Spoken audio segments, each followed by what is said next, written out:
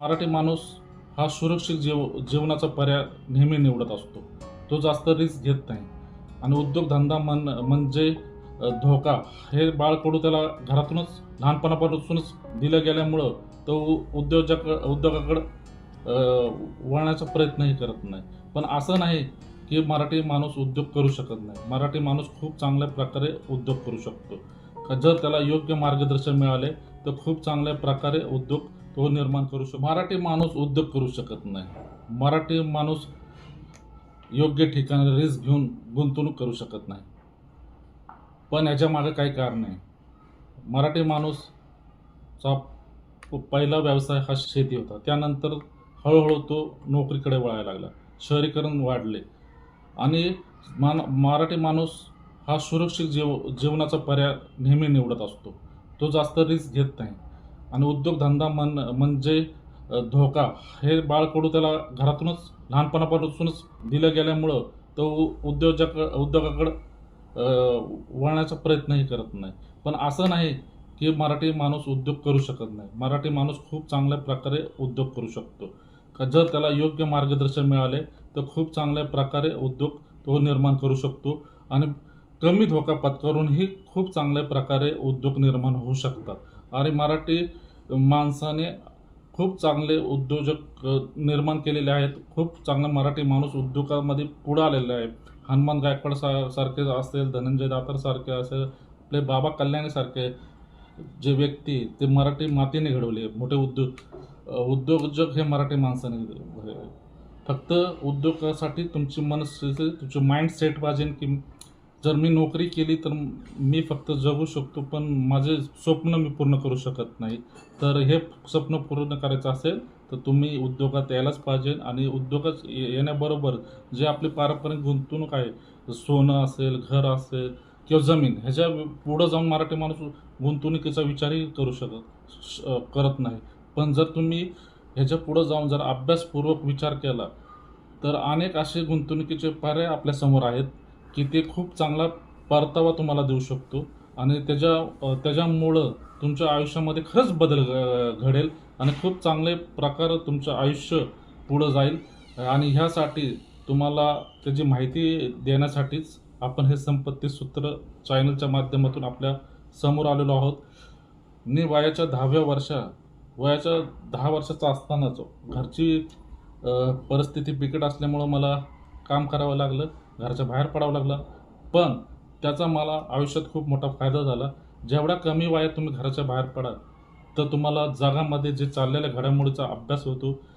मी सुरुवातीला मला ₹300 पगार होता.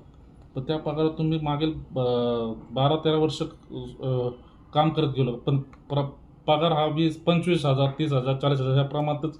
पण त्याने आणि महागाई त्याच पटीने वाढत असल्यामुळं त्या पगारामधून सेव्हिंगच होत नव्हती. पण तेव्हा मी विचार केला की आपण उद्योगामध्ये यायला पाहिजे आणि त्याच्यातून मी हळूहळू छोटे-छोटे करत अनेक उद्योगाचे अनुभव घेतले. अनेक ठिकाणी मला नुकसान झाले. पण काही गुंतवणुकीमधून खूप चांगल्या प्रकारे रिटर्नही मला मिळाले. 2005-2006 या काळामध्ये मी 1,00,000ची जमीन घेतली आणि 5-6 वर्षातच ती जमीन 20-1 लाखाला विकली. तो काळ असा होता की तो रिअल इस्टेटचा काळ होता.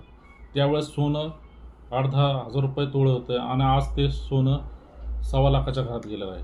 प्रत्येक गोष्टीचा एक काळ असतो आणि आज हे 2025 वर्ष आहे आणि हा काळ जो गुंतवणुकीचा आहे तो वेगळ्या पद्धतीच्या गुंतवणुकीचा आहे.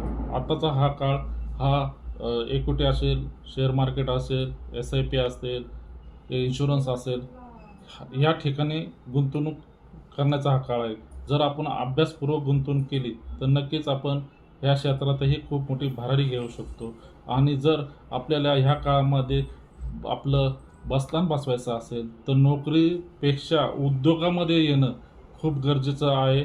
जो काळानुसार बदलतो तोच आयुष्यामध्ये यशस्वी होतो आणि ह्या ज्या माझ्या मागील 10 वर्षाचा अनुभव ज्याच्यामध्ये मी अनेक उद्योग केले, अनेक गोष्टींमध्ये गुंतवणूक केला, नुकसान झाले, फायदा झाला आणि त्याच्यामुळं माझ्या लक्षात आलं की कुठं गुंतवणूक करायला पाहिजे आणि कुठं गुंतवणूक न करायला पाहिजे, कोणत्या वेळात कुठं गुंतवणूक करायला पाहिजे आणि कोणत्या वयामध्ये कुठं गुंतवणूक करायला पाहिजे. ह्या गोष्टीचा अभ्यास झाल्यामुळं त्या अभ्यासाचा आणि त्या अनुभवाचा उपयोग आपल्या मराठी माणसाला मिळावा ह्यासाठीच आपण हे संपत्ती सूत्र चॅनल सुरू केलेलं आहे. आणि ह्या चॅनलद्वारे आपल्याला प्रत्येक गोष्टीची माहिती आपण देणार होतो. स्टार्टअप आपण कसा करावा, कमी गुंतवणुकीतही चांगला व्यवसाय, मोठा व्यवसाय आपण उभा करू शकतो. SIP काय असते, इन्शुरन्स काय असतं, इक्विटी काय असते. कारण की भारत हा प्रगतिशील देश आहे. ह्याच्यामध्ये मार्केट वाढतही जाणार आहे. जर तुम्ही योग्य ठिकाणी योग्य स्टॉकमध्ये जर गुंतवणूक केली, जर आपण 20 वर्षापूर्वी एखाद्या स्टॉकमध्ये गुंतवणूक केली असेल तर 1 लाखाची गुंतवणूक आज 10 करोडपर्यंत गेलेली आहे. तर त्यासाठी गरज आहे योग्य अभ्यासाची आणि त्याचीच माहिती मी तुम्हाला या चॅनलद्वारे देणार आहोत. विविध उद्योगाची माहिती आपण या माध्यमातून आपल्यापर्यंत पोहोचवणार आहोत. या ठिकाणी त्या क्षेत्रातले जे मार्गदर्शक आहेत, ज्या क्षेत्रातले जे अनुभवी लोक आहेत, त्या अनुभवी लोकांनाही आपण ह्या चॅनलद्वारे आपल्यासमोर आणणार आहोत, ज्याचा उपयोग आपल्या मराठी माणसाला होईल. हाच उद्देश ह्या चॅनलचा आहे. असं नाही की मराठी माणूस उद्योग करू शकत नाही किंवा फक्त गुजराती मारवाडी लोकच उद्योग करू शकतात. हा गैरसमज आहे. मराठी माणसाला जर योग्य मार्गदर्शन मिळालं, कारण की गुजराती मारवाडी हा जो समाज आहे त्या समाजामध्ये लहानपणापासूनच त्यांच्या घरातूनच व्यवसाय असल्यामुळं त्याला ते बाळकडू तिथूनच मिळत आलेलं आहे आणि त्यामुळं तो उद्योजकामध्ये येतो, जास्त प्रमाणात उद्योगामध्ये येतो. पण तरीही जर तेच मार्गदर्शन जर मराठी माणसाला दिलं तर मराठी माणूस खूप चांगल्या प्रकारे उद्योगात येऊ शकतो, चांगले उद्योग निर्माण करू शकतो, चांगल्या ठिकाणी गुंतवणूक करून मोठ्या प्रमाणात परतावा त्याचा मिळू शकतो. आणि हाच प्रयत्न आपला आहे आणि ह्याद्वारे भविष्यामध्ये असेच प्रत्येक गोष्टीची माहिती, नवीन उद्योगाची माहिती, स्टार्टअपची माहिती, नवीन गुंतवणुकीची पद्धती आपल्याला एकदम अभ्यासपूर्व दिले जातील आपल्या साध्या भाषेमध्ये, आपल्याला मराठी भाषेमध्ये. आणि ह्याच्यामध्ये कोणत्याही प्रकारचं सबस्क्राईब नसणार आहे, कोणत्याही पैशाचे आपलं काही सेमिनार नसणार आहे. एक आपला मराठी बांधव म्हणून मी तुमच्याशी आपल्या साध्या भाषेमध्ये तुमच्याशी संवाद साधणार आहे.